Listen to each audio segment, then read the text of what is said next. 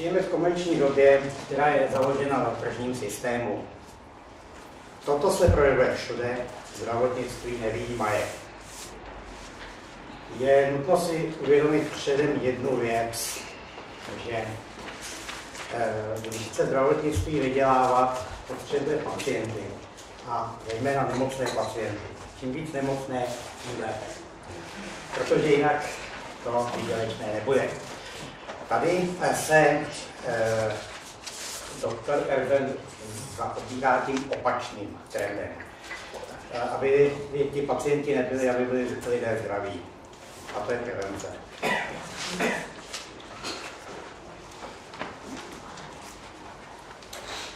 Právě možná proto je v prvním skoku určitým lobistickým skupinám, které se zjevně obávají silného zbytku pacientů a tudíž ty zisky. Proto jsou mu kladeny překážky z mnoha stran. Nakonec se rozhodl k poněkud radikálnímu kroku, a sice k sepsání knihy o podstatě problémů civilizačních chorob a pomocí této knihy k informovanosti společnosti o daném tématu. V tomto ohledu mohou značnou měrou přispět i novináři a proto jsme vás pozvali. Zlí jazykové tvrdí, že psaním knih se dá zbohatnout jen výjimečně a jejich čtením nikdy. Pokud jde o to prvé, tak doktor Erben, jak již bylo řečeno, nepsal tuto knihu kvůli svému obohacení, protože kdyby tak chtěl činit, tak na stavu našeho zdravotnictví vydělávat. Byl by na druhé straně barikády a nezabýval by se prevencí. To je více než jasné. Co se týče toho druhého, že nikdo nezbohatne ani čtením knih, v tomto případě také to tu neplatí. Protože zdraví je ta největší hodnota, kterou člověk má a určitě se vyplatí ty budoucí číst. Bližší podrobnosti ke knize nám to řekl osoby povolanější, doktor Erben a pan nakladatel.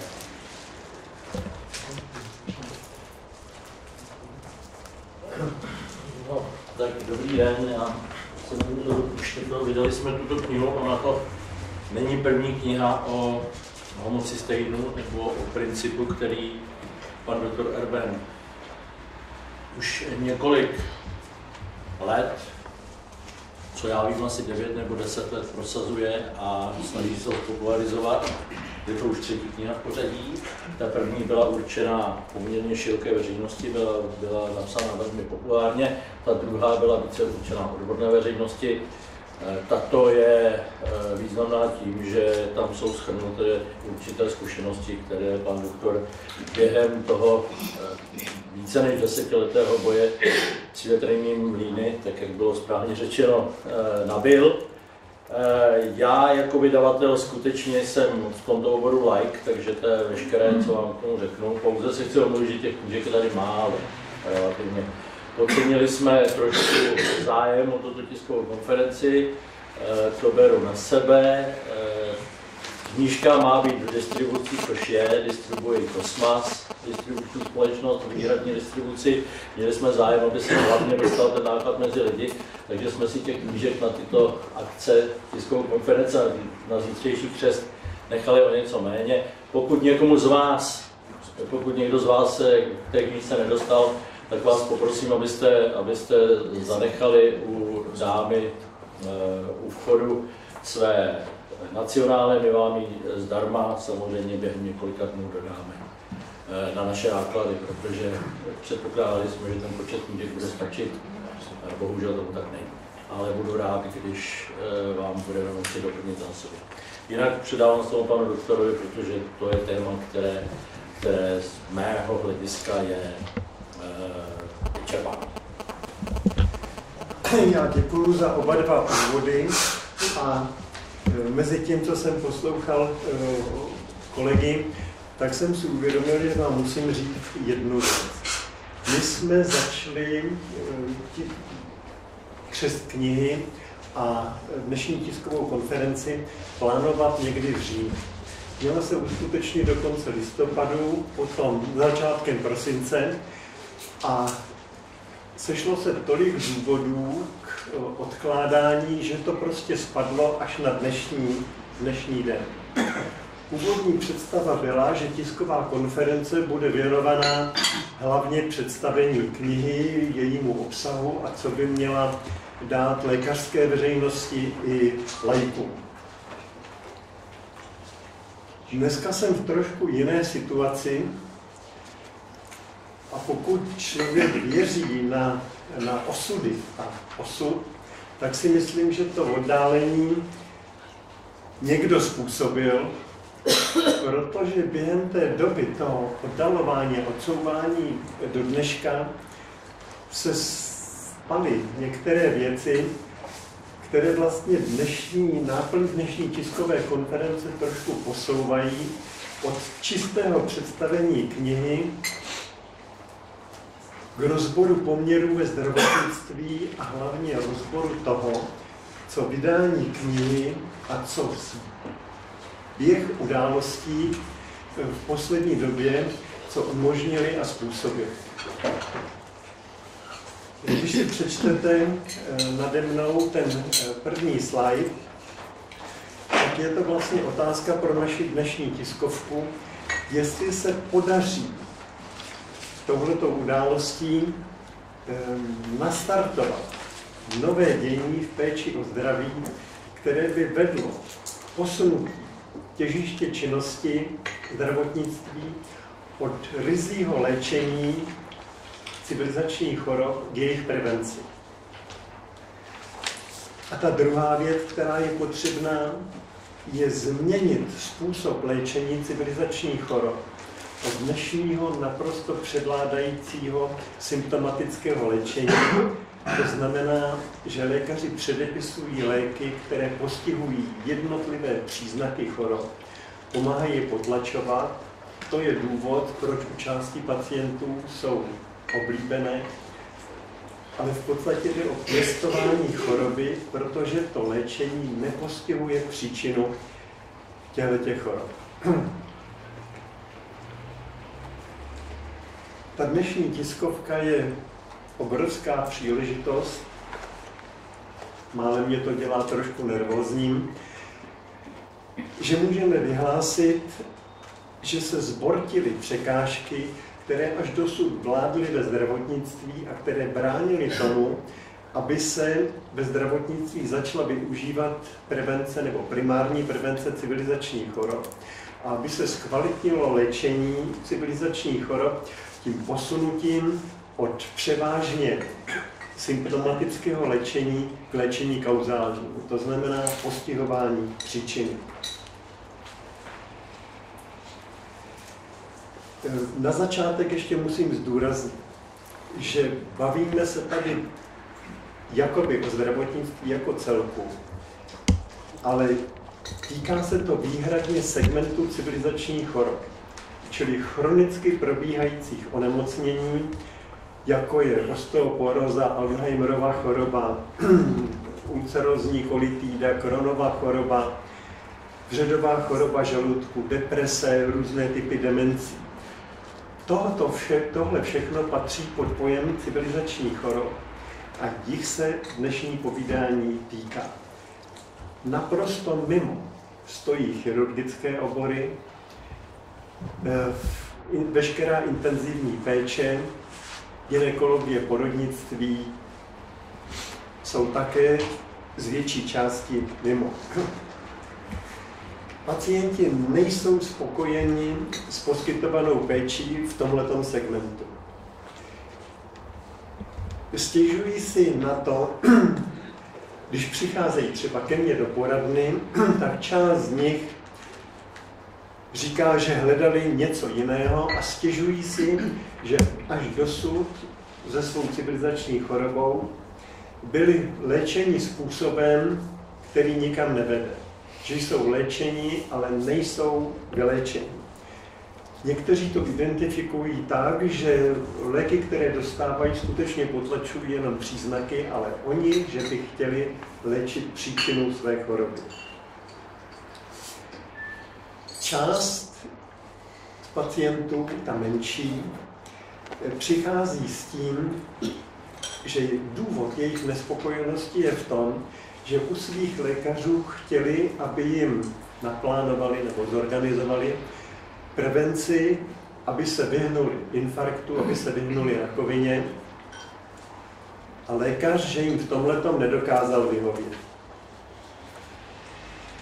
Je to trošku tristní situace, když si uvědomíme, že už před 15 lety lékařská věda vlastně zkompletovala poznatky, aby byly použitelné tím způsobem, jak si to lidé přejí využívat. To znamená léčit příčinu a zorganizovat prevenci, která jim ochrání zdraví, tak, aby nespadly do některé civilizační choroby.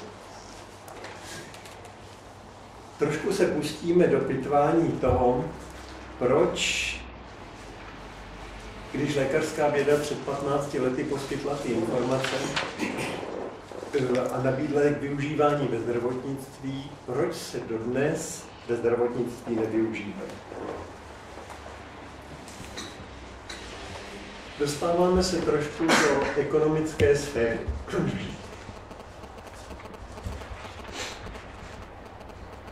Stručné zhodnocení je v nadpisu toho textu, že ekonomicky silný marketing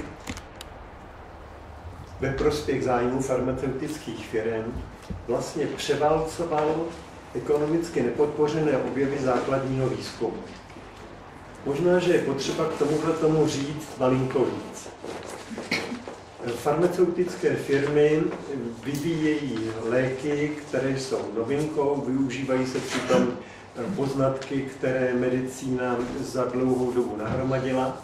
A tento výzkum patří do kategorie aplikovaného výzkumu. To, co si budeme povídat o homocysteinu, nebo to, co je obsah téhleté knížky, kterou zároveň představujeme, to jsou všechno poznatky, které vznikly v základním výzkumu. Základní výzkum má v popisu práce objevovat přírodní zákonitosti, to znamená obecně platné pravdy, které se opakují, které platí vždy, za stejných podmínek platí vždy a lze na to spolehnout, že platí. Čili všechno, co si povídáme o homocystinu a civilizačních chorobách, je z kategorie základního výzkumu. Aplikovaný výzkum, v jehož pozadí jsou farmaceutické firmy, má dostatek prostředků na cokoliv. Základní výzkum vždycky bojuje s nedostatkem prostředků na to, aby vůbec mohl proběhnout a dospět k závěrům, které jsou pro lidstvo prospěšné. Rozdíl mezi nimi je ten, na aplikovaném výzkumu se dá vydělávat prakticky bezmezně, na poznacích základního výzkumu se nedá vydělat. Ty slouží lidstvu, mohou na tom vydělat lidé svým zlepšením zdraví, ale nevydělá na tom nikdo tak, aby mu slousla peněženka. Tohle to nejde.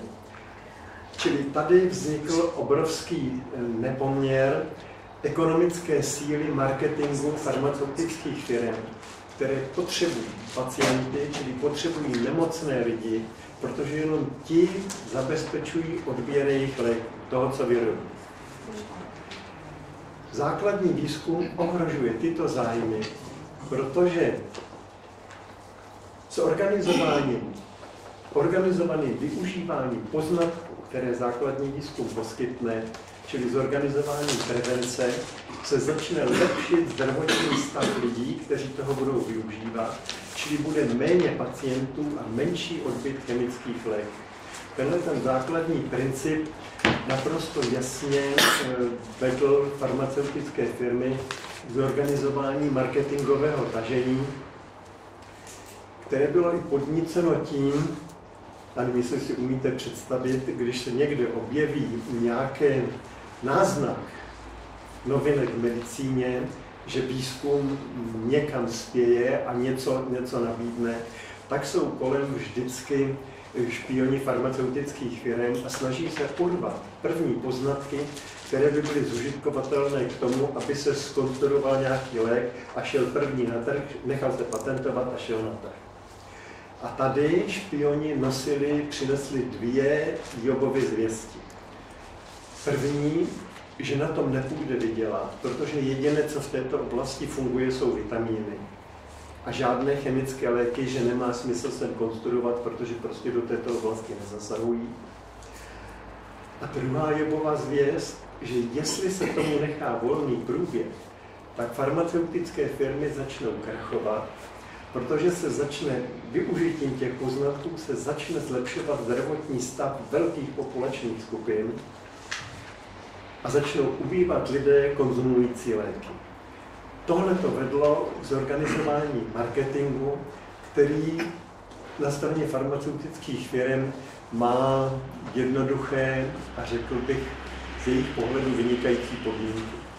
Obrovskou armádu dealerů, kteří mají rozdělení, kteří se podělili o lékaře, které navštěvují a vlastně zahltí lékaře informacemi o nových lécích, o provizích, které lékaři budou dostávat za jejich předepisování.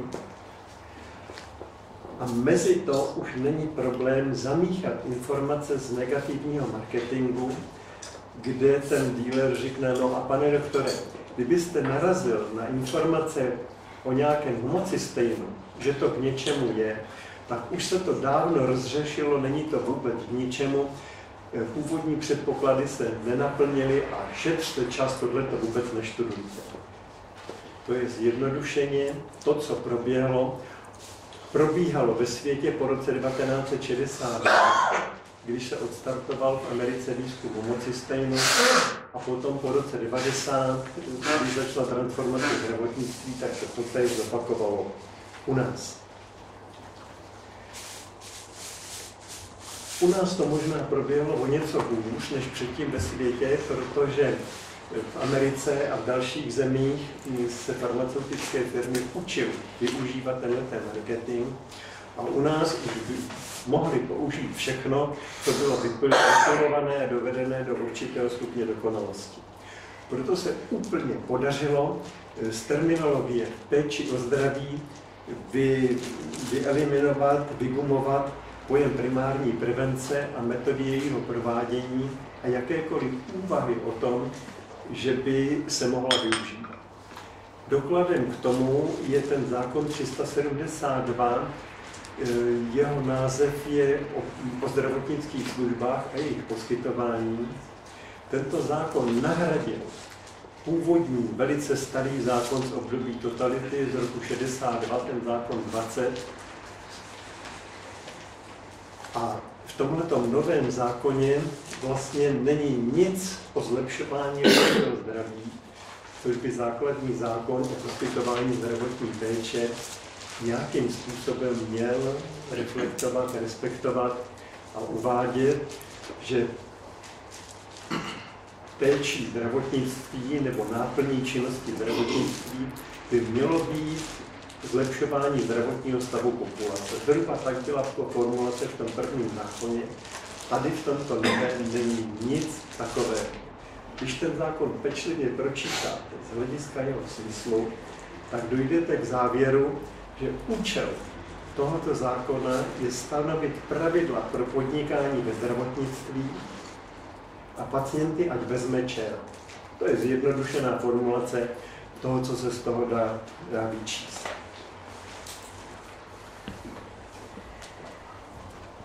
Čili podařilo se zabránit zhruba před 15 lety, kdy byla sformulovaná obecná teorie vzniku civilizačních chorob jako vlastně teoretický základ pro novou péči o zdraví, tak od této doby se podařilo tohleto všechno zamést pod koberec. Lékaři pod vlivem toho negativního marketingu odmítali jakékoliv diskuze na tohleto téma, na to, že by se ten objev dal použít v zorganizování celopopulační prevence. Tím, že došlo k tomu zametení pod koberec, tak lidé přišli o možnost mít dobré zdraví.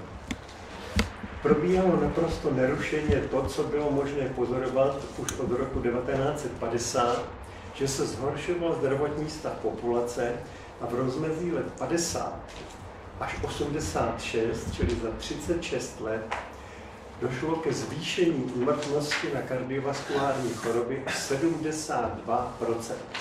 To je strašidelné číslo, kterému tehdejší vedení zdravotnictví nikterak nevěnovalo pozornost. Nesnažilo se soustředit na tenhle problém pozornost lékařů, aby se ten problém začal řešit, aby se začalo hledat, s čím to souvisí, proč pro Boha takovému zhoršení zdravotního stavu došlo. Nic takového prostě neproběhlo. Pro lidi, kdyby došlo k tomu zavedení prevence, tak pro občany by to znamenalo méně utrpení.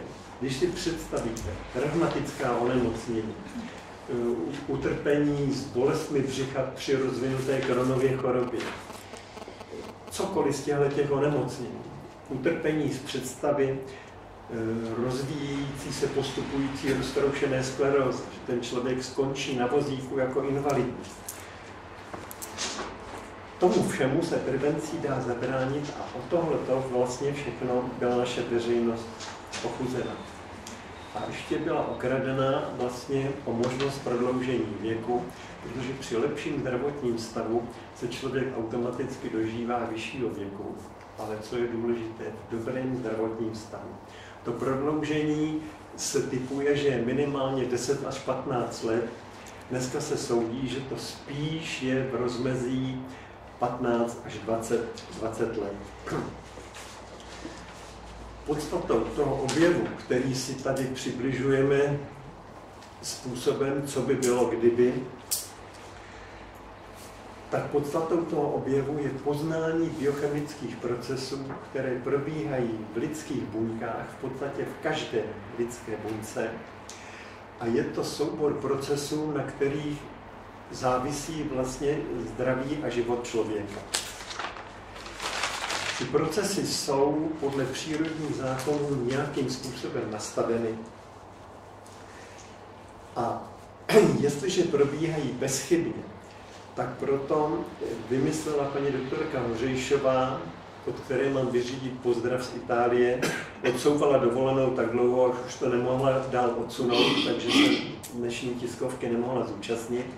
Takže tato paní doktorka vymyslela termín biochemické zdraví jako označení stavu, kdy v buňkách probíhají biochemické procesy způsobem, normálním způsobem, zjednodušeně řečeno, to znamená tak, jak byly nastaveny podle přírody, podle přírodních zákonů.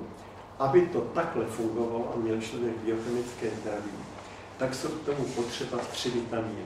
Kyselina listová, B6, B12, v patřičném množství.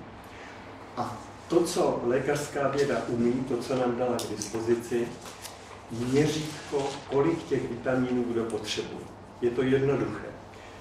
Z nabrané krve se stanoví hladina homocysteinu v krvi a podle její výše se už tabulkovým způsobem určuje, jestli té kyseliny listové má být 800 mikrogramů na den, 1200 nebo 2000 mikrogramů. Ty rozdíly jsou velké, úměrně k tomu jsou potom stanoveny ty vitamíny další. Ale důležité je, že to stanovení je naprosto exaktní, podle biochemického ukazatele přesně vyjádřitelné. No a pomalu se blížíme k jádru toho dnešního sdělení, protože právě tuto potřebu dodávání do buněk lékaři velice vehementně zpochybňovali a zpochybňují stále. Podíváme se na to, v čem lékaři dostali od dílerů farmaceutických firm oporu k tomu odmítání nasazení těch vitaminů. Ten opěrný pilíř byla studie Norvit, která vznikla někde v Bergenu, v Norsku, a podstatou bylo tvrzení, že jestliže se podávají pacientům po infarktu, po mozkových příhodách s jinými kardiovaskulárními chorobami jestliže se jim podávají ty 3 vitamíny, které jsem jmenoval, dochází ke zhoršením průběhu. Že to vyvolává nové záchvaty infarktu mozkových příhod, že to vyvolává komplikace a že se celkově zhoršuje zdravotní stav pacientů, kteří ty vitamíny dostávají. Díky tomu odsouvání toho termínu se vlastně dnes podařilo objasnit, že tenhle ten opěrný pilíř lékařů se zhroutil.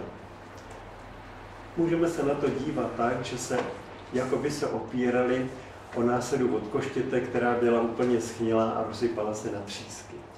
Prostě ukázalo se, že tahle ta studie Norvit, nebo takhle malinké odbočení k vysvětlení, v medicíně platí, zejména tam, kde je spor nad něčím, že pravdu má ten, který přijde s dokladem, z výsledky pokusů, že něco nějakým způsobem proběhlo.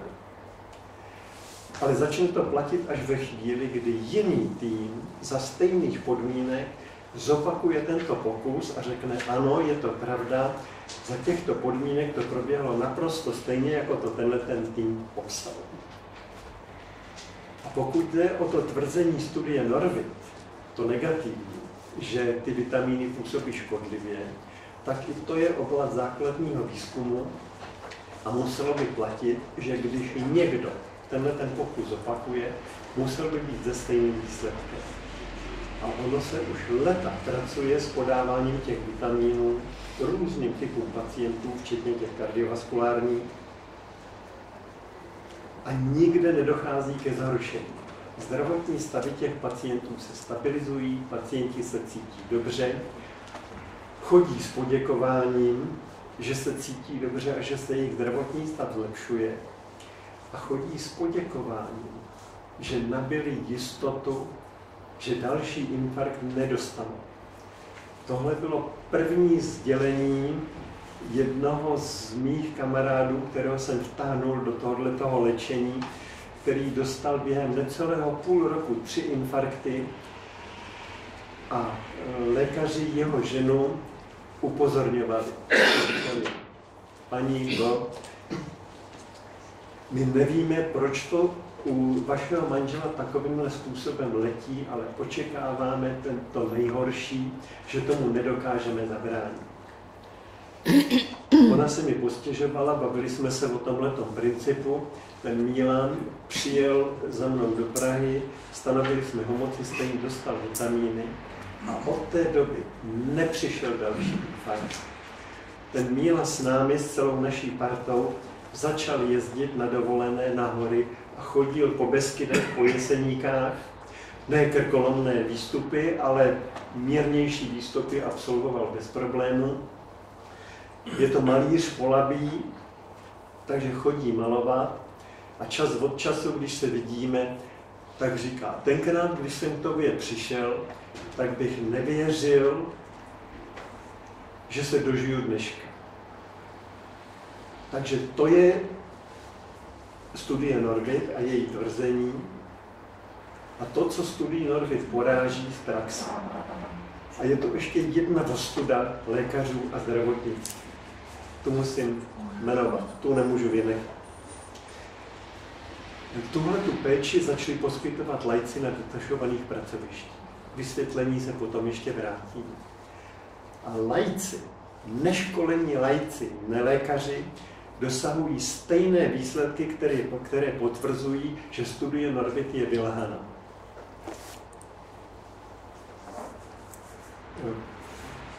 Ono to není první negativní argument. První, na který jsem narazil v roce 2004, bylo, že u příležitosti, kdy se ve vědecké radě na ministerstvu projednávalo, že by se zavedla všeobecná prevence kardiovaskulárních onemocnění určitým zlepšením dávek vitamínů v populaci a že by se mohla fortifikovat mouka kyselou listovou B6, B12. A že by se tímto způsobem vitamíny dostaly i k lidem, kteří tráví život v hospodě, baví se, nadávají na politiku, baví se o fotbale a jejich zdraví je vůbec nezajímá, protože zdraví je o to, aby jim sloužilo. A nikdo jim to nevymluví, že to může být jinak. Čili aby i k těm s naprostým nezájmem o své zdraví se dostaly ty vitamíny a oni aspoň o něco byli ochráněni od nejhoršího, pokud jde o ty civilizační choroby. Takže dostal jsem papír od tehdejšího předsedy vědecké rady. No, nechám si ho jméno pro sebe, nebudu ho jmenovat, přestože si tu ostudu zaslouží. Mám písemně napsané, že tyto vitamíny nelze použít v prevenci v široké populaci, protože podporují růst nádorových buněk. Se mnou to samozřejmě trošku otřáslo, ale ne tak, abych nešel hledat. A v literatuře jsem našel, že byly udělány pokusy na tkáňových kulturách vazivových buněk, se jmenují fibroblasty, s přidáváním kyseliny listové a B12 a vyšlo to, že to podporuje růst těchto normálních zdravých buněk. A pak jsem hledal dál, protože mi bylo jasné, že ten pokus farmaceutické firmy nechali zopakovat na nádorových buňkách, protože tuhle argumentaci potřeboval, že to podpoří ten růst. A já jsem v literatuře nenašel ani písmenko o tom, že tyto pokusy probíhají. Vy neznáte poměry ve zdravotnickém výzkumu, v lékařském výzkumu. Tam se publikují všechny informace, ať pozitivní nebo negativní. Čili mám hypotézu, potvrdí se, napíšu o tom zprávu. Nepotvrdí se, napíšu o tom zprávu, aby to už nikdo zbytečně neopakoval. To jsou letitá pravidla, která ve zdravotnickém výzkumu platí. A tady najednou o výzkumu, který se 100% uskutečnil. V obě dvě ruce bych dal do ohně za to, že tyto práce, tyto výzkumy, že proběhly. A to, že o tom není nikde ani slovíčko, to je známka toho, že ty výsledky byly stopeny, zameteny pod koberec, aby nikde nemohly figurovat a aby se daly použít přeneseně ty výsledky, jak dopadly pokusy na těch zdravých fibroblastech, aby se to dalo přenést na nádorové buňky. Je to nesmysl, protože nádorové buňky mají úplně jiný metabolismus. Potřebují glukózu ke své existenci. Potřebují kyselé prostředí a potřebují prostředí bez kyslíku. Ostatní zdravé buňky potřebují všechno naopak. Čili je to úplně jinak postavený metabolismus a přenášet tyto informace je nesmysl. A já, když o tom mluvím, tak se nemůžu zbavit nutnosti vpravit do toho slova. Je to zločinný nesmysl. Protože jeho účelem je poškozovat zdraví lidí, aby byli nuceni odebírat chemické léky a nemohli se těšit lepšímu zdravotnímu stavu. Jinak než takhle odsoudit, to prostě nejde. Takže tato dezinformace, kterou pomáhali lékaři šířit, třeba tím způsobem, jak se to dozvídám od pacientů v ordinaci, že požádali, aby jejich lékař vyšetřil homocystein a on jim říká, to je nesmysl, to kdysi to vypadalo nadějně, ale už to padlo, to by bylo vyhazování peněz, to nebudeme dělat.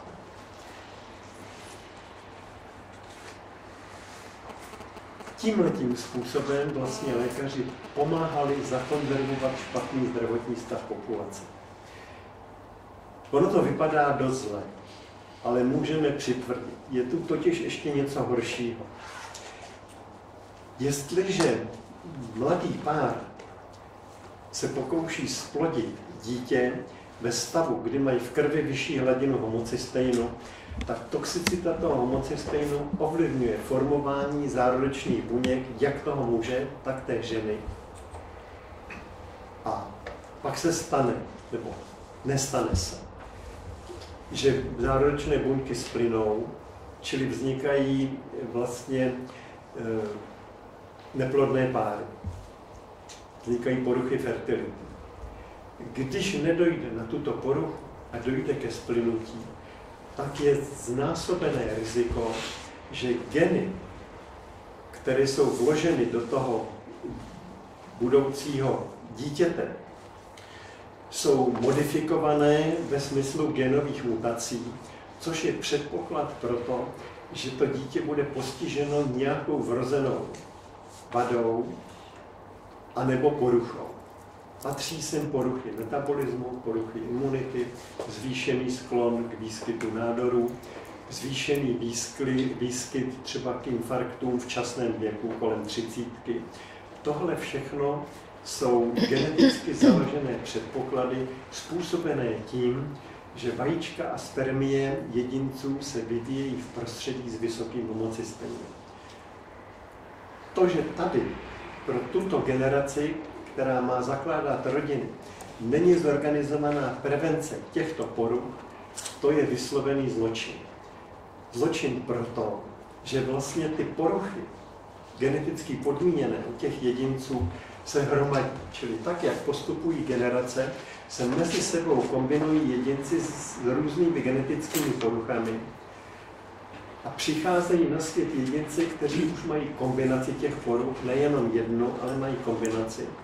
A když si to představíme dál, tak není mimo pravdu scénář, že lidstvo může touhletou cestou dospět do stavu, kdy se budou rodit jedinci, jejichž zdravotní porušení je neslučitelné se životem a kteří prostě buď se narodí mrtví, nebo po pár dnech, po několika týdnech budou umírat.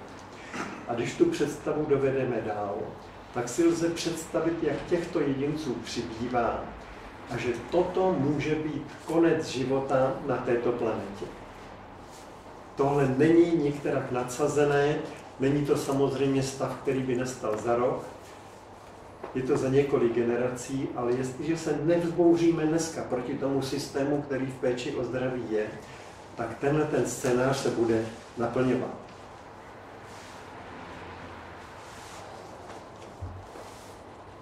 O tom zkrácení života jsme už mluvili, to nemusím říkat znovu. O symptomatickém a kauzálním léčení jsme si řekli také, pokud na tom bude nějaká nejasnost, tak se k tomu můžeme vrátit k diskusi. To, co bych chtěl nadhodit jako otázku, kterou si pouštějte v hlavě sem a tam, každý sám, a zodpovězte si ji sám po svém, jestli to záměrné šíření dezinformací tou studií Norby by se nemělo posuzovat jako šíření poplašné zprávy a důsledky té poplašné zprávy, jestli by se nemělo zvažovat, není to žalovatelné jako obecné ohrožení nebo úmyslné poškozování zdraví. Já si myslím, že minimálně je to téma, o kterém by se mělo diskutovat, i když možná ty žaloby tak hned nebudou.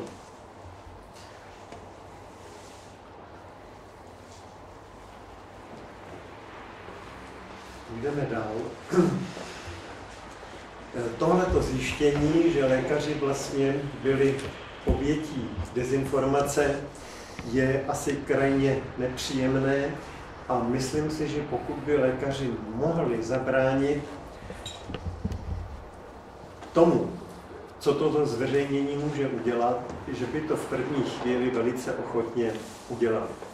Je to totiž, když si představíme, co to pro lékaře, který včera ještě říkal pacientům, že homocystein je nesmysl, že jsou to iluze, které se nenaplnily, zjistí, že toto tvrzení o tom, o které se opíral, je vylhané, tak to musí působit pocitem prolomení ledu, jak je to tady napsané, že? Nebo to přirovnání nahého v trních, to prostě nejsou záviděníhodné pocity.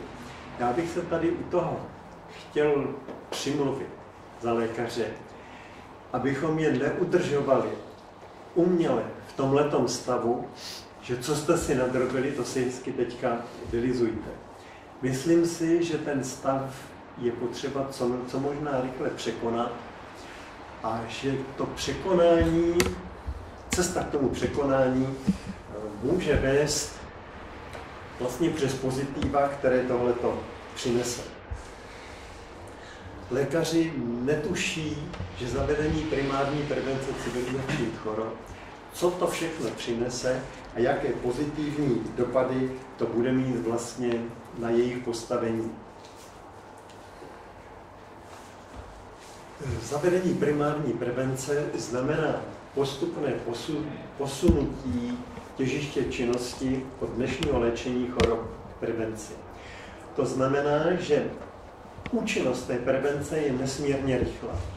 Pacient, který přijde ke mně do ordinace a převeze celý ten systém prevence, tak v podstatě do 2 měsíců je mimo riziko, že ho postihne infarkt nebo některá z podobných chorob. A pokud jde o riziko nádorových onemocnění, tam se musí počítat s tím, že v danou chvíli můžou v těle existovat nějaké nádorové buňky, které už nastartovaly svůj růst a že se během zhruba 3 let ukáže, jestli tam byly a nádor se rozvíjí nebo ne. Teprve po uplynutí této lhůty začne platit, že i u nádorových onemocnění se snižuje riziko jejich výskytu. A to snížení rizika je stejné pro infarkty a kardiovaskulární choroby i pro nádorová onemocnění. Je to pokles rizika o 2/3. To je fantastické číslo, které si lékaři neumějí představit, že toto je možné. Když si představíte, že kardiovaskulární choroby v těchto letech zdravotnictví stojí zhruba 40 miliard ročně a snížíte jejich výskyt o 2/3, čili o 2/3 klesnou náklady na jejich vyšetřování a na jejich léčení, tak si spočítejte, kolik miliard bude ve zdravotnictví zbývat a za tyto peníze lze provést mzdovou úpravu v celém zdravotnictví, čili nejen zlepšit platy lékařů, ale zlepšit platy všech až po posledního zřízence ve zdravotnictví. Zbudou peníze, protože ubyde pacientů. Prosím vás, tohle vidím úsměvy. Tohle nejsou žádné chiméry. To je prostě odvozené z kalkulací z jednotlivých zdravotnických výzkumů a z toho, co o nich bylo opublikováno. Čili znamená to, že se sníží počty pacientů, které budou potřebovat nákladnou péči nebo jakoukoliv péči. Když si představíte, že místo 1000 pacientů jich zůstane 200 nebo 300, tak pro ty 300 nebude problém dovybavit zdravotnická zařízení špičkovým způsobem, aby přestaly existovat rozdíly mezi tím, jestli pacient má štěstí a dostane se do lepšího zařízení nebo do horšího. Tady už bude možné dovybavit všechna zařízení, která budou poskytovat určitý druh péče, špičkovým zařízením, aby prostě každý pacient, ať přijde kamkoliv, dostal veškerou péči na patřičné úrovni.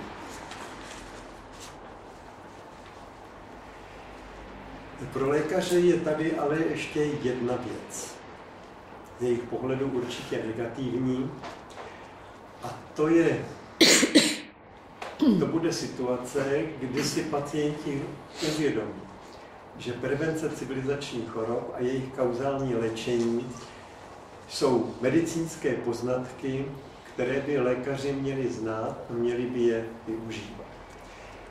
A jestliže zůstanou lékaři, kteří se k této nové péči nepřikloní a budou léčit po staru, a ten pacient dostane infarkt, tak bude mít, protože infarkt je plně preventabilní, k němu nemusí dojít, tak ten pacient bude mít plné právo žalovat lékaře pro zanedbání péče.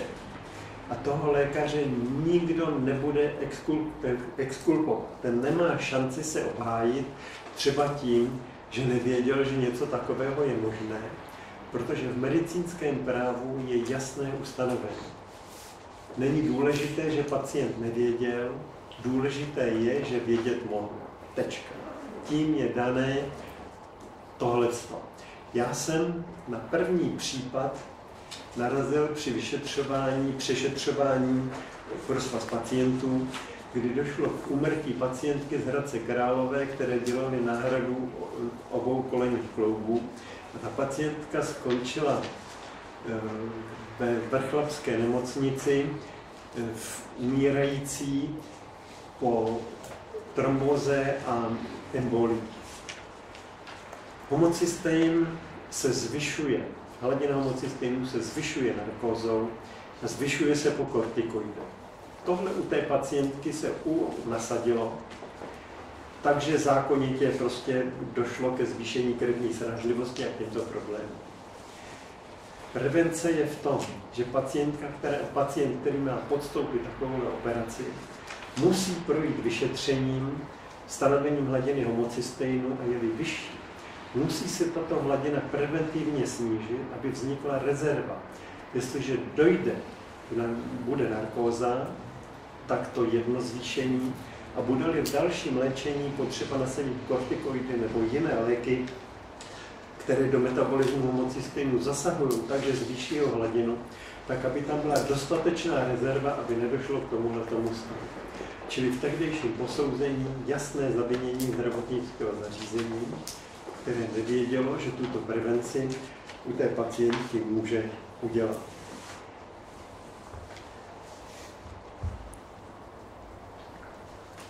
Tak, teď jde o tom, jestli ta dnešní tisková konference má šanci být začátkem revoluce ve zdravotnictví. Pokoušeli jsme se o ní několikrát, nikdy se to nepodařilo. Jestliže vy do tohoto dění vstoupíte aktivně, navážete na ty informace, které jste tu dneska slyšeli a budete je dál rozvíjet, když si otevřete tiskovou zprávu na tu její další část, kde jsou přílohy, tak v těch přílohách máte vyjmenovaná témata, o kterých se dá psát třeba v rubrikách zdraví denního tisku. Pokus dál máte témata, která lze vtělit do otázek ministrovi zdravotnictví, jeho náměstkům, prezidentovi České lékařské komory, do České lékařské společnosti Jana Evangelisty Purkyně, představitelům lékařských fakult. Těm představitelům lékařských fakult z toho důvodu, že ve výukových materiálech pro první ročníky, kde se probírá biochemie, chybí popisy metabolismu homocysteinu, přestože já jsem je ve skriptech pro mediky z let 1997 až 9, někdy v tu dobu jsem je měl v ruce, tam byla část popisů metabolismu homocysteinu a to, čeho jsem si všimnul, nebylo tam ani slovo o jeho významu pro zdraví. To tam už tenkrát bylo vyloučeno. Dneska vymizely jakékoliv zmínky o metabolismu homocysteinu. Takže ve výukovém materiálu 3. lékařské fakulty jsem viděl krásně absurdní situaci. Je tam popis biochemického cyklu, v kterém buňky získávají energii.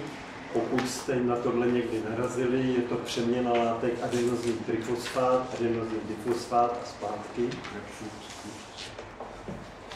Zajímavé totiž je, že metabolismus homocysteinu navazuje na tuto přeměnu a ten adenín si přebírá do svého metabolického cyklu. Já z tohohle vám nebudu dělat přednášku. Jsou tam odkazy na videonahrávky s Jaroslavem Duškem anebo na Cestách k sobě a tam vykládám nad těmi obrazy podstatu té biochemie a následků toho, když ten homocystein se hromadí, čili to nebudeme teďka probírat.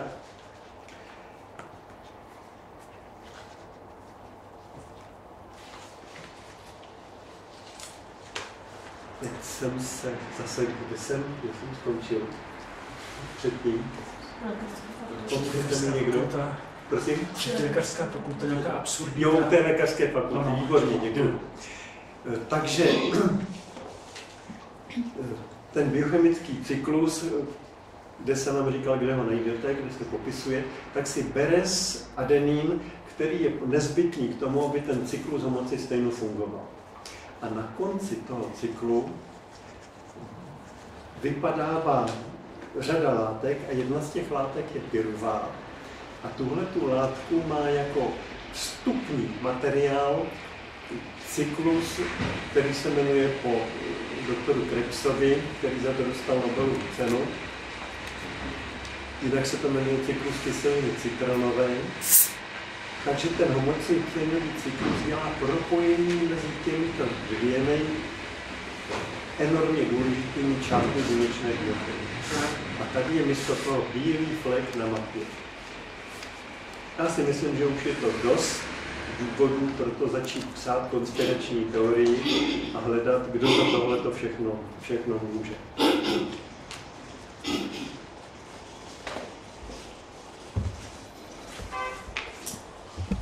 Pro případ, že tahle tisková konference nebude úspěšná, že se vám nepodaří na ní navázat tak, aby prostě to, co se tu říká, nebyla záležitost jenom dnešního dne, ale byl to start něčeho, o čem se začne mluvit v dalších dnech, týdnech a měsících, protože je potřeba, jak se říká, rozjet diskuzi na tohleto téma, aby nastala rychleji, než dosavadní oponenti dokážou zorganizovat proti tomu obranu.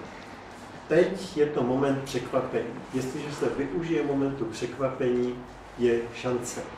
Jestliže se to neprovede důsledně, tak se všechno vrátí zpátky do stejných kolejí a nestane se nic. A já jim ani nebudu stát za to, aby se mě zbavili. Pacienti vymysleli už před 2 lety za vlády docenta Hegera paralelní péči o zdraví.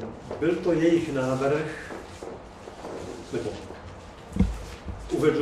uvedl to pacient, v jehož hlavě se ten návrh zrodil, tak to uvedl slovy, když jsme se bavili o farmaceutických firmách, o tom, proč zdravotnictví nevyužívá tyhle ty poznatky. Tak říkal, tak dobře, my se na ně na všechny můžeme vykašlat, udělejme si paralelní péči o zdraví.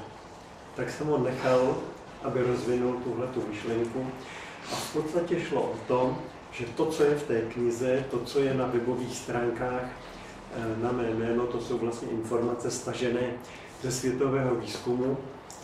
Takže tyhle ty informace v té paralelní péči o zdraví budou dostávat pacienti, kteří mají o tuto péči zájem, že se pro ně zorganizuje vyšetřování homocysteinu, že budou dostávat správně stanovené dávky vitamínu a případně další rady, které potřebují k tomu, aby si zdravotní stav upevnil.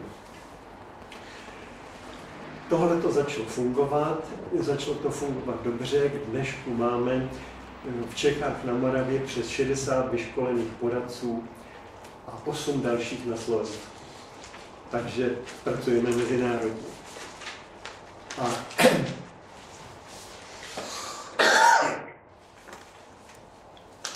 tohle je určitým způsobem ostuda zdravotnictví, protože laici tady poskytují kauzální léčení, kdežto lékaři léčí dál symptomaticky. To je velká ostuda zdravotnictví. A pak je ještě jedna ostuda zdravotnictví, kterou poprvé bude slyšet zítra od kmotra, který bude křtít tu knihu, což je zemědělský inženýr, který dělá krmivářství ve spolupráci s veterinárními lékaři. A ten tam zveřejní asi největší ostudu, kterou zdravotnictví má. A sice to, že v krmivářství už 2 roky dostávají zvířata, které jsou ve výkrmu, ty vitamíny, kyselou listovou B6, B12, ale ještě další mikrotrsky, které jsou potřebné k tomu, aby nenastaly civilizační choroby, tak dobytek je dostává, aby byl ekonomicky zužitkovatelný, ale člověk na to zatím neměl právo. To je důvod, proč si myslím, že ta revoluce ve zdravotnictví by měla vypuknout. Já vám děkuji za pozornost a necháme chvíli na vaše dotazy.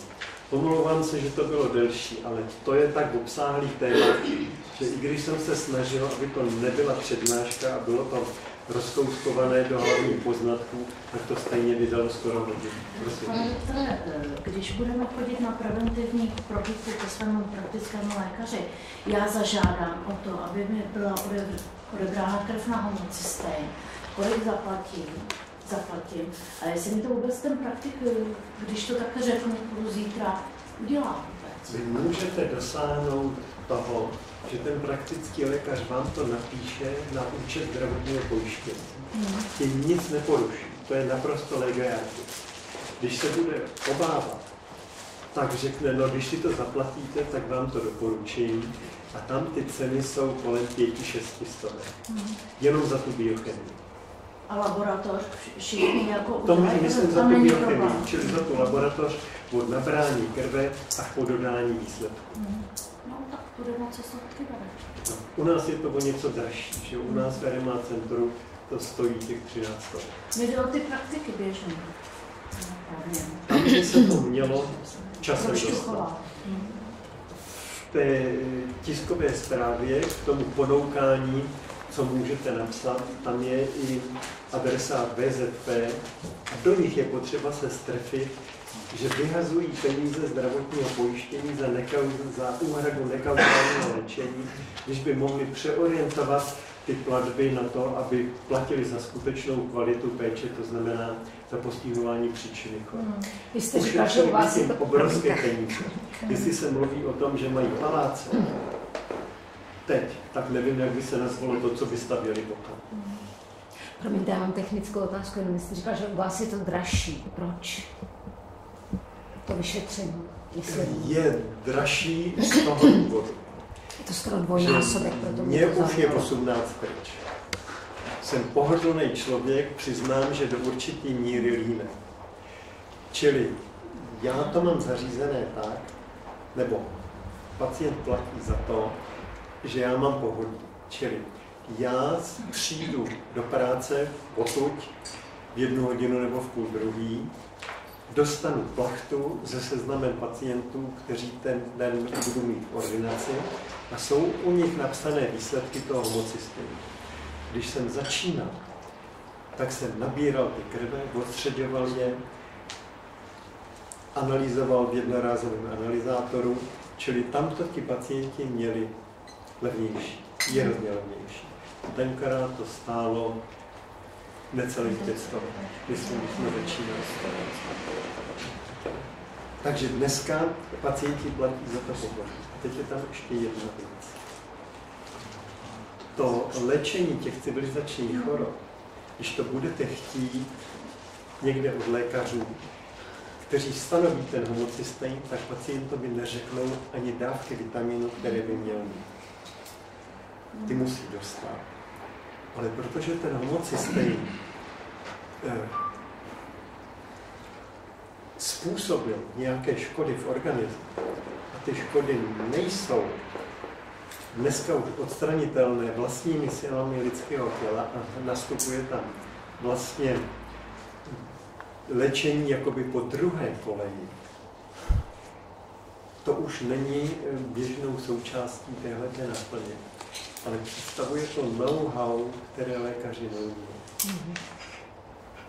Ohodnoťte know-how, kolik by se za to mělo platit. Já si myslím, že k těmhletěm platbám, kdyby se přidala nějaká nula, tak by to nebylo ustřelené od boku. Ale tohle prostě nejde, že tohle není možné lidem účtovat, takže je to jakási kompromisní cena. A pane doktore, můžete nám říct normální hladinu toho homocysteinu? homocystejnu, kdy začíná být rizikem? Abychom měli představu třeba. Jo, to je správná otázka, tohle je třeba probrat. Ty hladiny homocystejnů se vyvíjely. Já to vezmu historicky. Původně se za normální hladinu považovalo to, co je méně než 15. Řada lékařů, pokud vůbec mluví o správných hladinách homocystejnu, tak zůstávají u téhleté hladiny. Je to nesmysl, protože v rozmezí 9 až 15 je už dvojnásobné riziko pro infarkty a Alzheimerovu chorobu. Takže hladina 9 se dlouhou dobu považovala za, mělo to název hladina relativní bezpečnosti a asi tenhle ten význam měl. Pacientům jsem říkal, musím vás dostat po 9, abyste byl z nejhoršího venku. No a dodatečně potom se našly hodnoty, které se považují za fyziologické, ty jsou v rozmezí 5 a 6,4. 5 je spíš pro mladší ročníky, 6,4 je pro začátek středního věku, ale když už jsou lidé v pokročilejším středním věku, tak se na těch 6,4 dostávají jenom výjimečně. Nějak se k tomu přibližují. Takže není to přesně pevně, striktně vymezené.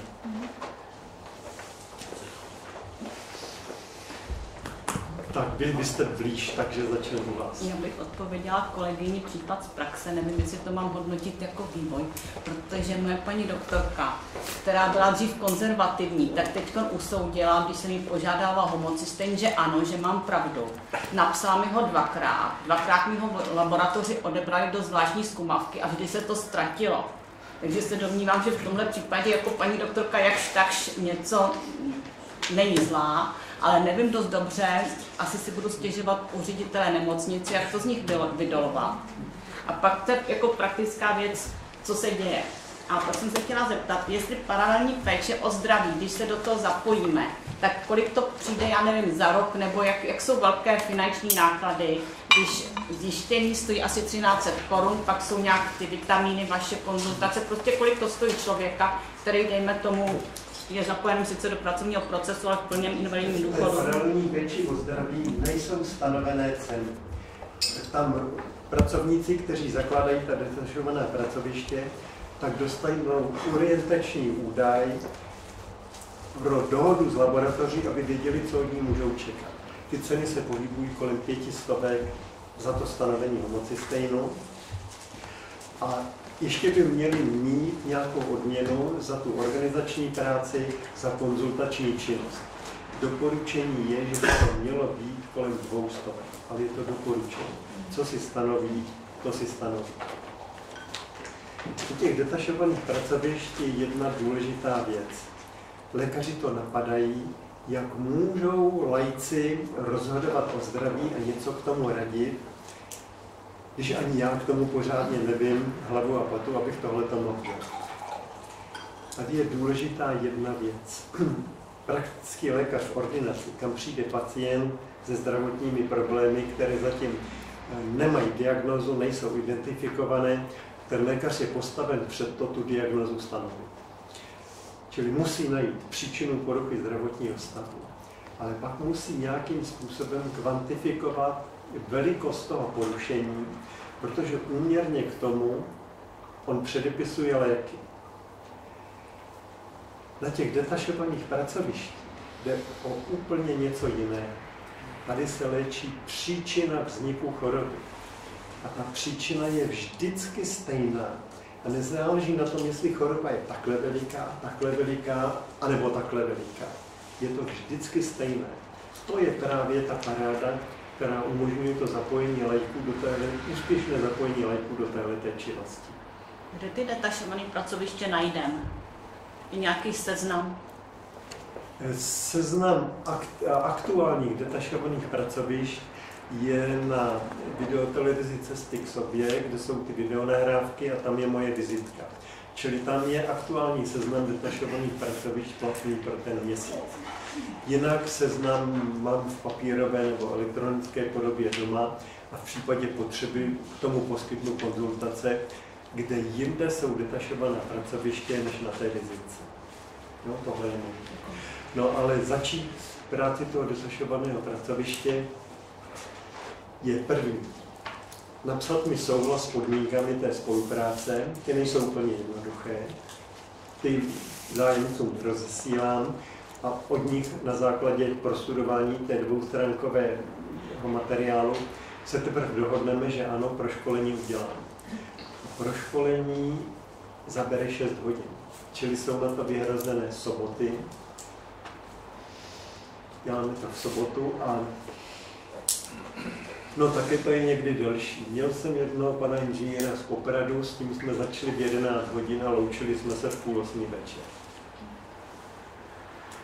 Ale ono je to vždycky zajímavý povídání, takže ten čas ohromně to uteče. Tak. Prosím trošku nahlas. Děkuju moc za velmi zajímavou prezentaci toho problému a mám několik otázek, ty dáme přede mnou už je částečně vyčerpaly, ale mám ještě další. Jednak teda z toho, co jste i odpověděl, vyplývá, že vlastně toto laboratorní vyšetření nelze zapracovat do normálního testu krevního obrazu. To tam není. Je? Čili tam laboratoří, nebo přibývá laboratoří, kde v té plachtě, kde se křížkuje, která vyšetření se žádá, tak už se tam objevuje položka homocystein. Bývá to za lipidy, za cholesterolem nebo někde v jejich blízkosti. Dobře, takže to je výborný. Potom jsem se vás chtěla zeptat, ty dodávky těch vitaminů můžou být teda tabletkami, ale i strukturou stravy, že jo? Nebo ne? To, kdybyste nám ještě řekl, jako jestli... To je fajn, že tohle zmiňujete, protože tady je potřeba upřesnit. Já to zodpovím hned a pak budete pokračovat. Můžeme takhle? No, samozřejmě. Dneska není možné uhradit tu potřebu vitamínů, která je v miligramech a mikrogramech, ale ve značných číslech. Nejde ji uhradit z přírodních zdrojů. Já když občas se objeví pacient, který říká, já jsem na přírodní vitamíny, my máme opečovanou zahrádku, máme zeleninu celý rok, já jsem zvědavý, jak jsem na tom s homocysteinem. Viditelně jsou na tom líp, než lidé, kteří nakupují zeleninu v supermarketu. Ale hodně chybí ještě k tomu, aby se dostali k té fyziologické hladině. Přírodní vitamíny nelze levným způsobem vyextrahovat z přírodních zdrojů, tak, aby byly pro fajnšmekry k dostání v té přírodní podobě. To prostě by nikdo nezaplatil.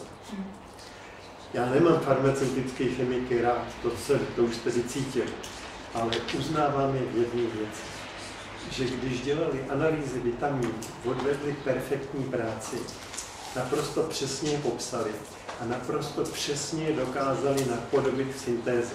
Čili to, co je vyrobené synteticky, jsou skutečně dokonalé kopie těch přírodních vitaminů. Kdybyste si představili sádrový odlitek přírodního vitamínu a pak vzali ten syntetický, tak to do toho odlitku zapadne beze zbytku, nic nepřebývá, nic nechybí. Ta dokonalost je možná přílišná, protože přírodní vitamíny vždycky sebou nesou nějaké balastní látky nebo znečišťující látky, které také plní nějakou biologickou funkci. V podstatě jde o zvyšování účinku těch přírodních vitaminů. To ty syntetické nemají. To je jejich nevýhoda, že jsou čisté a co prostě v čem pomůžou, v tom pomůžou. Je jedno, jestli ty syntetické vitamíny jsou v tabletové formě, v kapslích, anebo v rozpuštěné formě. Je to vždycky jeden a ten samý původ vitamínů. Čili představa, že někdo má přírodnější vitamíny než jiné, je absurdní, je to iluze, o které je mi někdy líto lidi připravovat, ale tak je to. Ještě v této souvislosti je dobrým zdrojem jsou řasy anebo zelený ječmen, jsem se taky setkala s nabídkou. Tohle jsou určitě dobré zdroje vitamínů podpůrných, protože oni tím, že vlastně se přidávají k tabletovým vitamínům, tak určitým způsobem zvyšují jejich účinnost. V tomhle tom je přínos těch zelených potravin. Potom mám 2 otázky, a už poslední teda, které souvisejí s tím, že jste se zmínil, že jste v radě, nevím jaké, která je organizována na Ministerstvu zdravotnictví. A chtěla jsem, je tomu tak, nebo jste byl, nebo... Ne, to bylo, byl jsem členem svazu pacientů, protože jsem potřeboval organizaci, která tuhletu činnost zastřeší. Pod jejímž praporem by se ty výsledky daly dostávat do tisku, na ministerstvo a tak. Já mám jednu otázku, která mě napadla, když jste popisoval ten případ, jak základní výzkum vlastně neprověřil reakci rakovinových buněk na ty vitamíny. A pro Ministerstvo zdravotnictví by přeci vůbec nebyl problém, aby zadal základnímu výzkumu, aby to teda jakoby prověřili. Někdy se to stalo, nebo nestalo, nebo to úplně jedno? Ten výzkum určitě proběhnul. Ty výsledky byly, jo, ale nebyly nikde opublikovány, byly skutečně důsledně staženy, stopeny, uklizeny tak, aby si to nikdo nemohl přečíst, aby byly využitelné ty první výzkumy z toho, jak to funguje v prvních buňkách, aby ten výsledek bylo možné přenést na ty nádorové buňky. To bylo vyloženě účelová záležitost.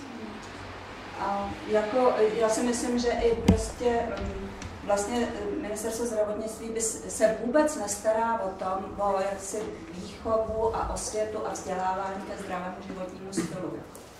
Vůbec jako není, že to zdraví přeci souvisí.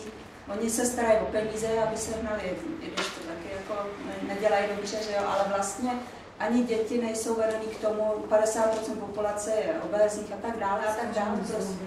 Zuby.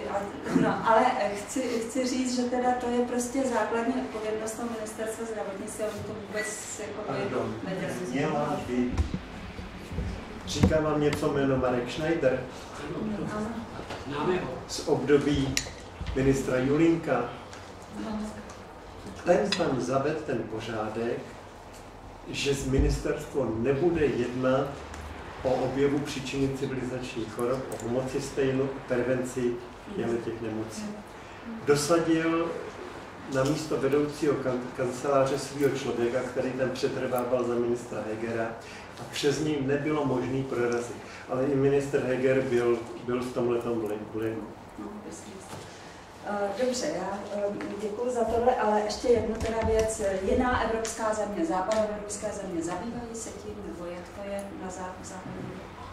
To, co víme, tak v západoevropských zemích a v Kanadě hlavně se poznatky o homocystejnu využívají v širším měřítku než u nás. Dostal jsem fotografii z Německa, ale nevím, bohužel nevybavuju si město, kde před lékárnou byla taková ta upoutávka, to Ačko, že postavené tak vysoké 1,5 metru možná, kde bylo pozvání, nechte si stanovit homocystein, je to charakteristika vašeho zdravotního stavu. A k tomuhle vám ještě ukážu jeden obrázek. Tohleto je citace z knížky autorů Holfora a Brelliho, která se jmenuje H-Factor Solution. A mně se tato citace velice líbí, že homocystein je vlastně nejlepší předpovědní faktor, který každému napoví v momentu jeho stanovení, jaký by měl mít jeho osud. Jestli je předurčen k dlouhému životu, v dobrém zdravotním stavu, nebo naopak, jestli mu hrozí zkrácení života a ještě trápení civilizačními chorobami. To je citace těchto 2 autorů a já k tomu dodávám, že je třeba si uvědomit, že ta předpověď není definitivní, že tu dobrou dokáže člověk kazit a tu špatnou, když to veme do svých rukou a začne se snažit, tak ji přemění v příznivou předpověď s prodloužením života. Pane doktore, promiňte, já mám otázku. Jak si vysvětlujete to, že v těch západních zemích se to daleko víc prezentuje běžným lidem, úplně obyčejným lidem? v České republice nikoliv, nebo říkáte, že je to pozadu. Jaké je praktické vysvětlení na to? Já si myslím, že to trošku souvisí s tím, že my jsme žili v období totality. To už je dlouho. Na kterou, když si to představíme jako kyvadlo od zdi ke zdi, takže nějakým takovým způsobem se pohybujeme. Promiňte, já pracuji hodně s obyčejnými lidmi v souvislosti s mými knihami a já se nemohu zbavit dojmu, že v České republice vládne strašlivý kult chorob.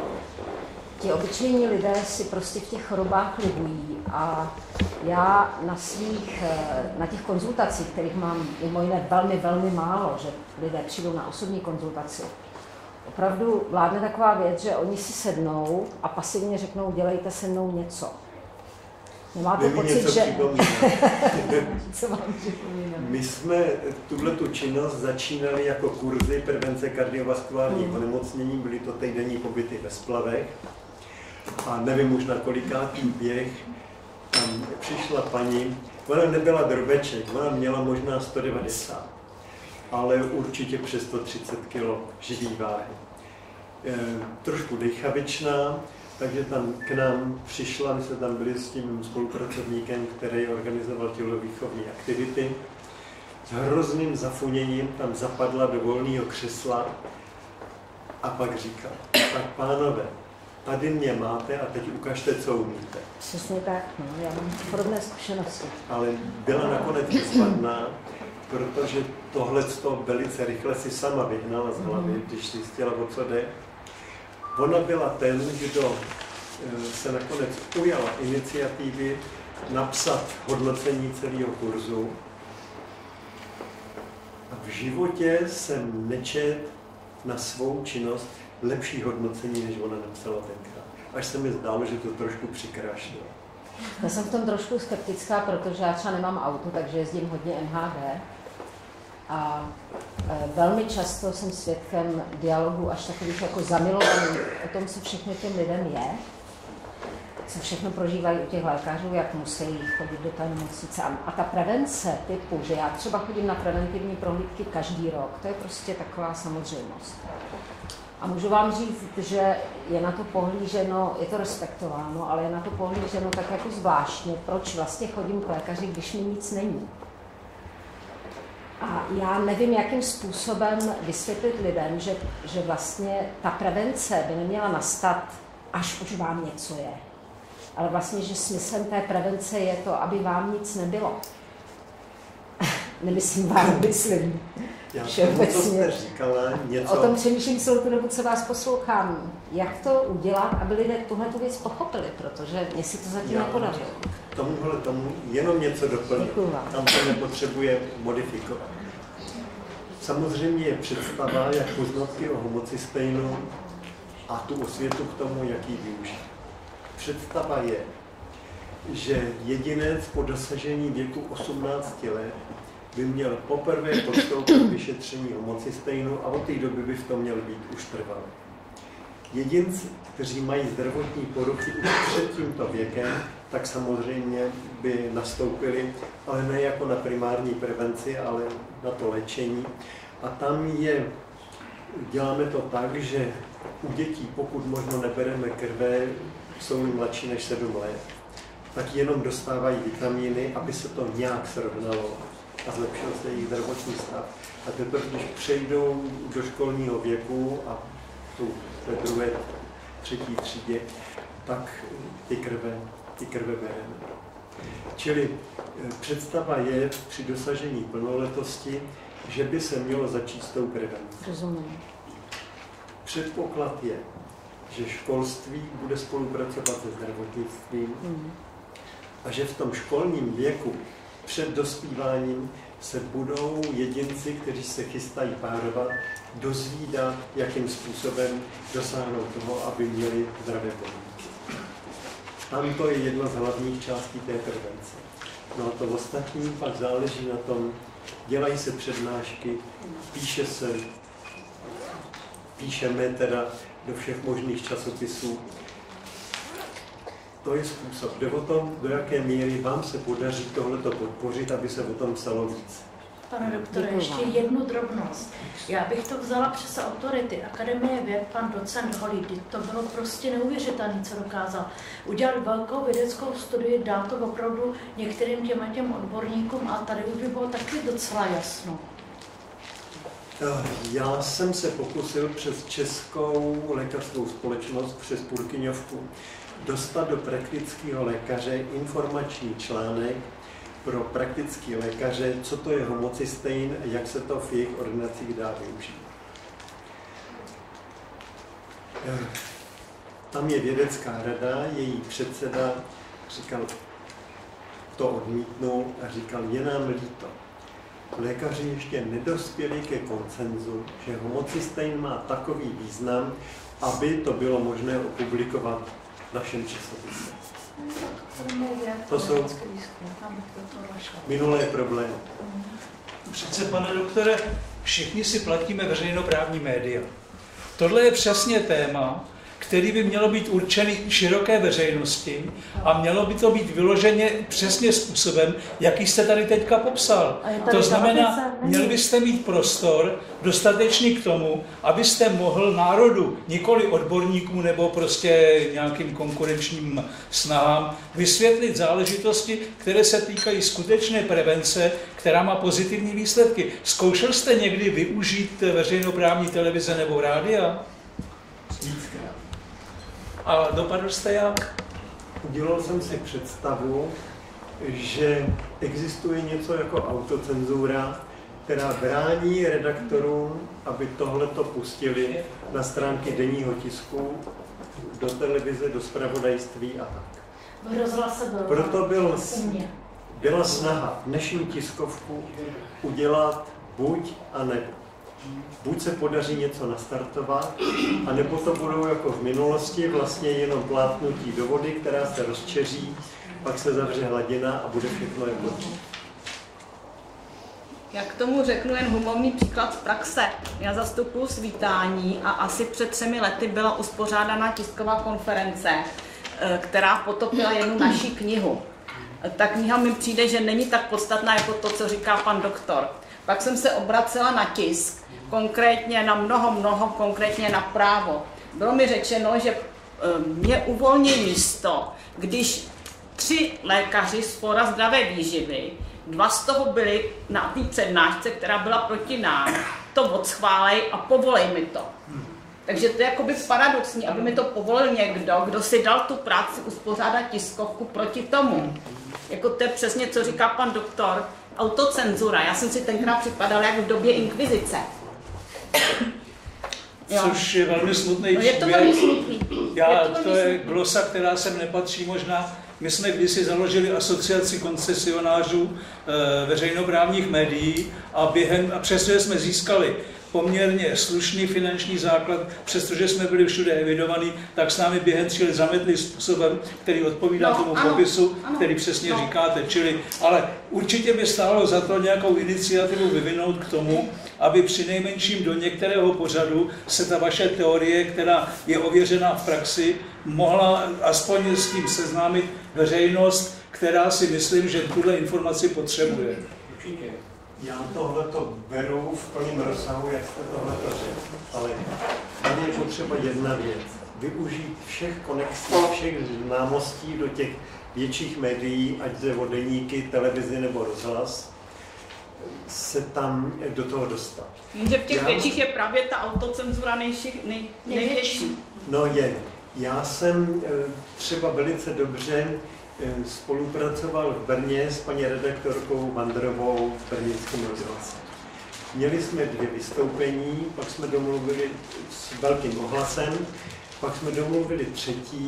a ona se hrozně pokorně omlouvala, že na poslední chvíli to musí odvolat, že, jak se to jmenuje, ne Rada pro rozhlasové vysílání, ale redakční rada taky ne, ale má to ten smysl. Prostě programová rada, že nedoporučila, aby to šlo do vysílání. Tak jsem napsal stížnost řediteli Dvořákovi do Pražského rozhlasu, ale dost natvrdo.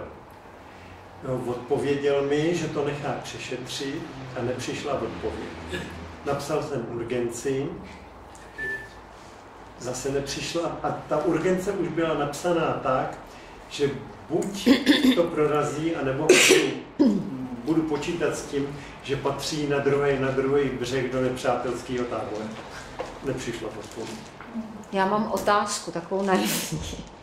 Jak já pracuji s tím obyčejným lidem, tak to vlastně znamená, že to, proč je to blokováno, důvodem toho je, že kdyby se o tom lidé dověděli, řekněme obyčejní lidé, tak jak byste navrhoval, tak ta prevence by se vlastně zvýšila a tím pádem využívání těch farmaceutických výrobků by značně kleslo časem. A to je to, že to řeknu úplně obyčejně, čeho se obáváno. Je to tak? Tak, přesně to. Děkuju vám. Přesně to je důvod. Děkuju vám. Takže když já si to nechám třeba tady to, co jsem si tak napsala, udělat sama a zjistím, že je to skvělý, že to funguje, tak to tak jako do těch lidí pošlu a ať oni se s tím udělají, co uznají za vhodné. A to je vlastně to, o co vám jde, aby se lidé dověděli o tom, že ten homocystén je věc, která by se měla nějakým způsobem korigovat. Nejde to rovnou, na veliko, přes média, přes deníky, televizi a tak se musí prostě využívat toho šíření tou cestou. Já, pane doktore, šířím jenom to, co jsem sama prožila. Já ve svých knihách o ničem jiném nepíšu a jenom to, co sama na sobě praktikuju. Takže já vám moc děkuji, že jste mě pozval. Já si to velmi, ale ona je velmi odborná, ta kniha, jako i já. Čte se to pomalu, čte se to těžko. Ono je to všude, kde jsou použitý odborný lékařský termíny, tak buď je vysvětlení hned na místě, anebo vzadu ve vysvětlení. Děkuji vám. Všechno. Snažil jsem se, aby tam nezůstalo nic nevysvětlený, nepochopitelný. Tak, ještě jsou nějaký dotazy, připomínky? Pane doktore, prosím vás pěkně, k té prevenci, aby nebyly infarkty, tak řada odborníků tvrdí, že je dobrý pít ráno koňak nebo slivovici a během dne třeba víno, zejména červené. Když jsem byl v Lázních, tak vím, že tam řada pacientů, kteří po infarktu přišli, tak hned mezi sebou si říkali, musíte pít denně nejméně 2x 2 deci červeného a nebudete mít další infarkt. A něco podobného je Francie a v Itálii, že denně k obědu nebo k večeři mají také víno. Vidíte to ve filmech a je tam málo infarktů než třeba ve Finsku, kde je finská sauna. Co tomu říkáte? Ono je spousta věcí, které mají nějakým způsobem vliv na lidský zdraví. Člověk má bohužel sklon, když se něco jemu nebo v okolí povede, nebo některému léčiteli se povede nějaký výsledek, tak má představu, že tento výsledek se bude muset opakovat prakticky u všech lidí, kterým se to doporučí. Což bohužel není pravda. Ve velkých číslech pro tu Francii a Itálii samozřejmě platí, že tam ten výskyt infarktu a kardiovaskulárních chorob je o něco menší než tady u nás. Ale třeba s tím Finskem, to je strašlivý problém. Ve Finsku, v severní Karelii, tam byla v Evropě jedna z nejvyšších úmrtností na kardiovaskulární choroby. A dělala se tam teda velká studie, zjistilo se, že pravděpodobná příčina je velký konzum mléka a mléčných výrobků, čili zdroj cholesterolu. Takže se předělala dieta, dietní doporučení, začalo se tam dovážet víc zeleniny a skutečně došlo ke zlepšení. A pan profesor Pekka Puska, který organizoval tuhletu studii, byl v Praze a přednášel. A v jeho přednášce byl jedno nezapomenutelný výstav. Říkal, podařilo se nám snížit výskyt kardiovaskulárních chorob o 50%. Pak se odmlčel a říkal, kleslo nám i výskyt rakoviny o 1/3 a my nevíme proč. Dneska už víme. Takže to Finsko prostě je v různých oblasti s různým zdravotním stavem. Tam Finsko není dobrý uvádět jako příklad na nějaký věc. Ale sauny určitě pro řadu lidí jsou pozitivní, mají ten výsledek a s nějakým celkovým režimem zaměřeným na potlačování rizika infarktu, tak ta sauna potom hraje svou roli. Ale jestliže člověk tomu neupraví své stravování, tak ta sauna ho nezachrání. Děkuji, pane doktor. Ano. Měla ještě otázku, jestli jste nezažil nějaký atak nebo něco, protože v podstatě každý, kdo se postaví nějakou svou novou teorii proti tomu systému, tak dřív nebo později. Takže to byl pan doktor Jurkovič na Slovensku, který léčil tradičním způsobem onkologické záležitosti, ať už to byly lidi, kteří přišli s tím, jak to funguje ve farmaceutickém průmyslu. Asi před 3 lety tady byl John Virapen, který o tom napsal knížku, tak prostě zjistil po čase, jak se jsou podkopávány nohy v šíření a v osvětě. Tak jestli jste se už něčím takovým taky setkal, nebo vás zatím jakoby nechávají? Já si myslím, že zatím nechávají, protože představil jsem si to, nevím jestli správně, že hodnocení, jestli tu mám být nebo nemám být, nebo překážím, že je dost pravděpodobný, že proběhne. A že závěr byl, ten už je tak starý, že dlouho nevydrží. Nebudeme se o něj starat. To je dobrý, ne? Tak to tady budete dlouho, pane doktore. To snažím. Mě taky říkají na co negativního.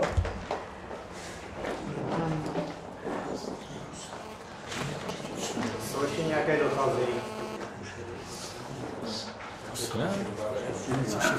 Děkujeme vám za zájem.